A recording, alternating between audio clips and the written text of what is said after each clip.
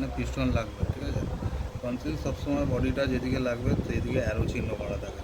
অ্যারোটা হলো নিচের দিকে থাকবে, সবসময় জল যেদিকে ডিরেকশন করে সেদিকে এটা যাবে, ঠিক আছে। এই যে হোলটা আছে, এই হোলটাকে সবসময় বাইরে থেকে যদি কনসিলের মশলা মারা থাকে তো হোলটা দেখে আমরা বুঝতে পারবো এটা নিচের দিকে থাকবে। এটা যদি ওপর দিকে চলে যায় এরকম, তাহলে এটা রং ইনস্টলেশন আছে। এটা সবসময় এইভাবে থাকবে, ঠিক আছে। এবার আমরা কীভাবে এর মধ্যে পিস্টনটা লাগাবো। এটা হলো অ্যাসফাল্টের 40 mm পিস্টন। এটা লাগিয়ে প্রথমে আমরা এটাকে এইভাবে অ্যান্টি ক্লকওয়াইজ ঘোরাবো। অ্যান্টি ক্লকওয়াইজ ঘোরালে ওটা ওখানে বসে যাবে। বসে যাওয়ার পরে এখানে একটা ওরিং লাগে, এটা হলো ওই ওরিংটা, এটা এখানে লাগবে।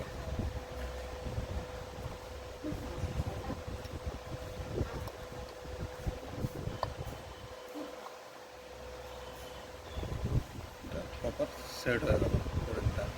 এবার আমরা এটাকে যত ইচ্ছে ঘোরাবো করবো, কিন্তু এই হাউজিংটা বেরোবে না। তারপর আমরা এর মধ্যে লাগাবো স্টপার ব্রুশ। ওদের স্টপার ব্রুশ বলে, এটাকে পিস্টন বলে, এটাকে স্টপার ব্রুশ বলে। এটা এর পেছনে এরকমভাবে লাগাবো। তারপরে আমাদের চেক নাটটাকে এইভাবে লাগাবো।